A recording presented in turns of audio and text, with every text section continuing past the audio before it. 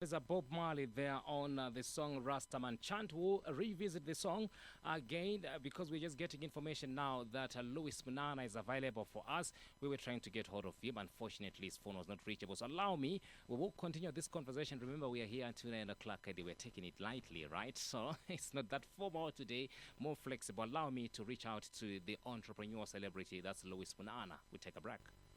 Desert Radio. Akuhe kuringo. Mwashe mwashe ode mbikonganda. What's happening, guys? It's your boy Waters, and you are listening to Desert Radio on 95.3 FM.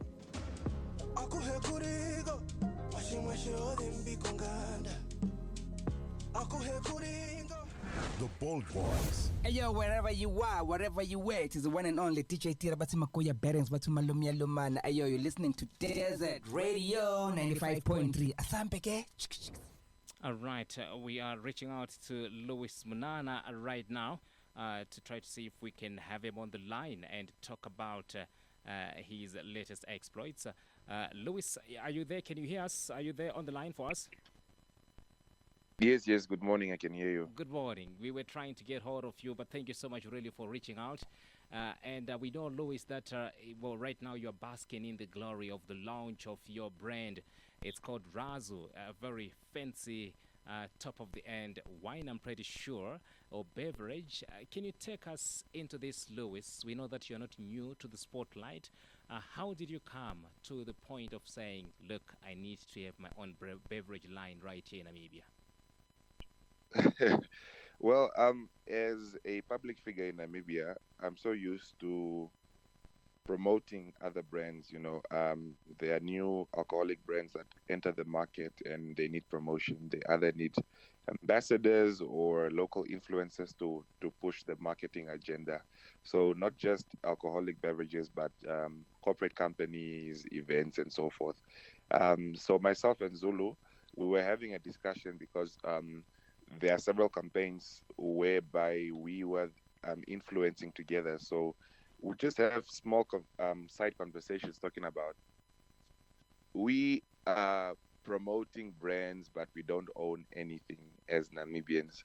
What does that mean for our legacy? What does that mean for our grandchildren and so forth? What will we leave behind? Right. Then we thought of, you know what, let us own our own alcoholic beverage because Arabians love to drink and it's something that will definitely sell.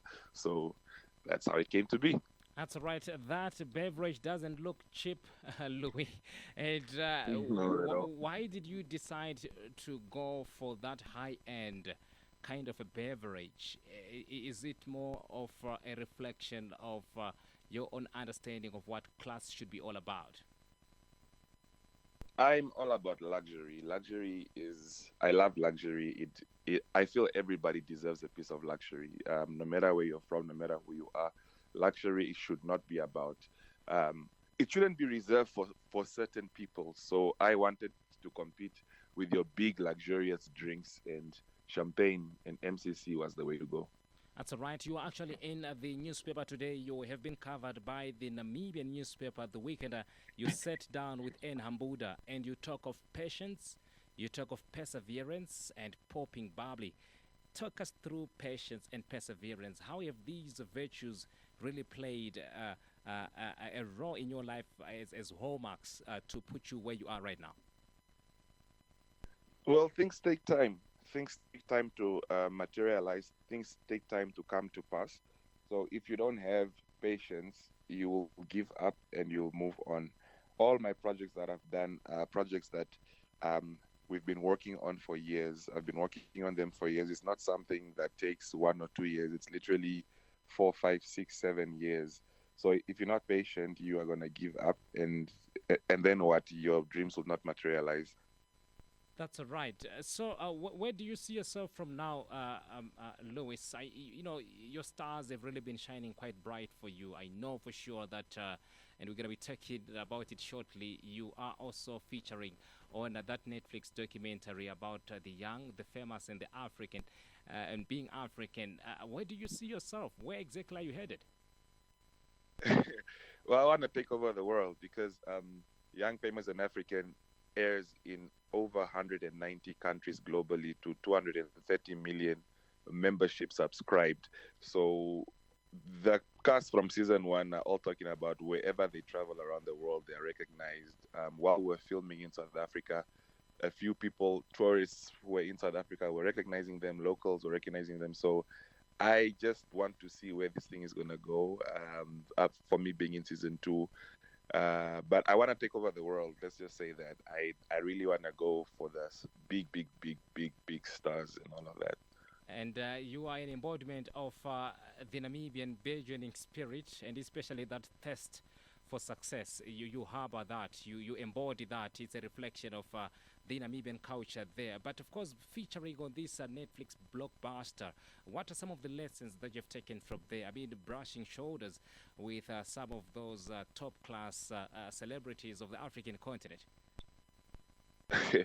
First of all, we'll touch on production.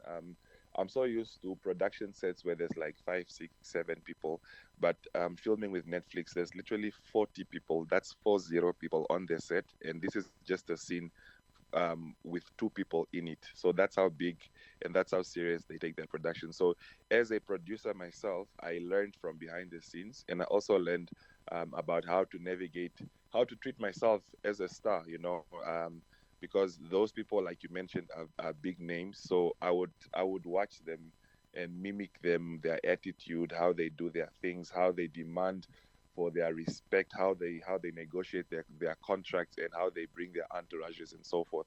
So it was quite a learning experience for me. Filming for 4 months is no easy feat, but I made it. Yeah. That's right, Louis. We have a story in the Namibian newspaper this morning.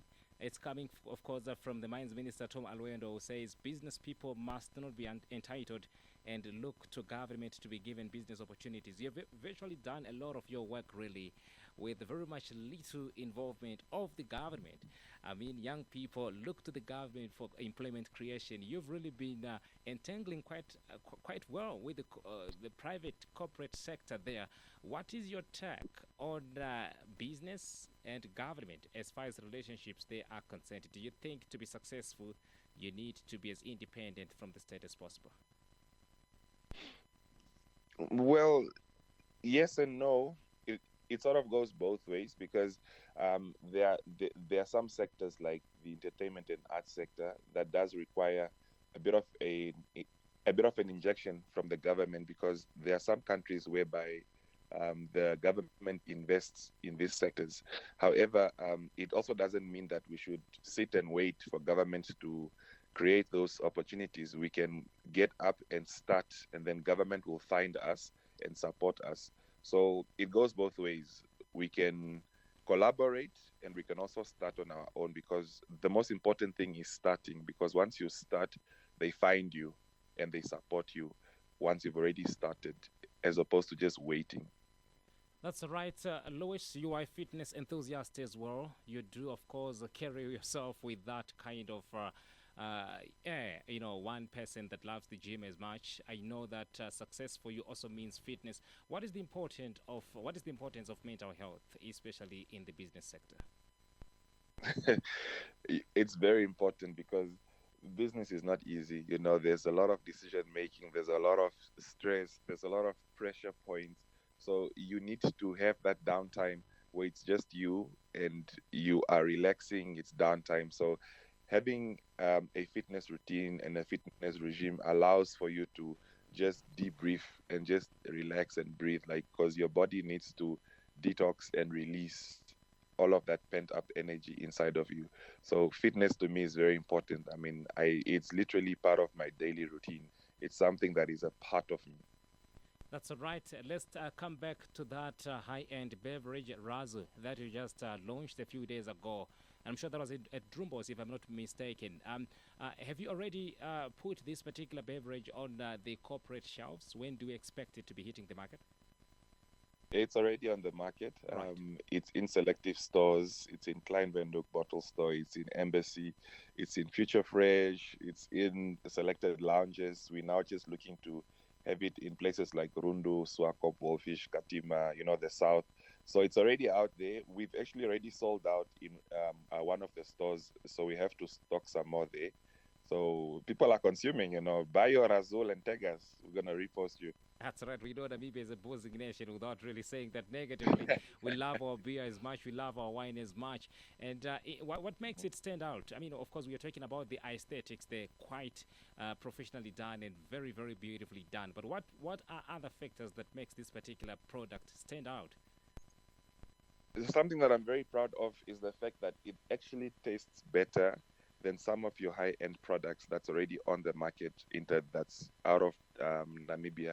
So I say this because before launching or before finalizing the taste, we had blind tasting sessions whereby we would pour Razu and would pour other high-end champagnes into glasses, hide the bottles, and have a group of people taste and rate from 1 to 3 which one is the best. Like, rate these beverages and just say this one is the best, this is second and third. And surprisingly, Razu came out on top in most occasions. So that's how we know we have a very good product on our hand. So besides it looking beautiful from the aesthetics, the bottle, the labeling and stuff, it's a premium drink. It tastes good. That's all right. Razu with a capital Z. What made you come to that particular name? Razu, what does it mean? So it's a name that it's self-named.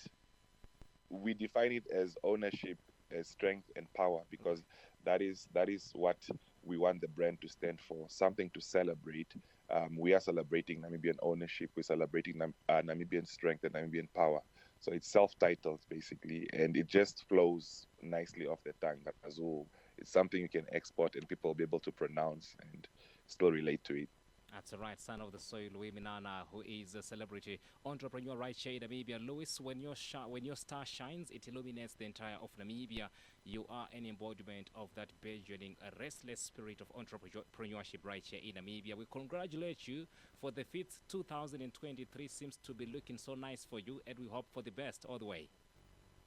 Thank you so much. Thank you. I appreciate it.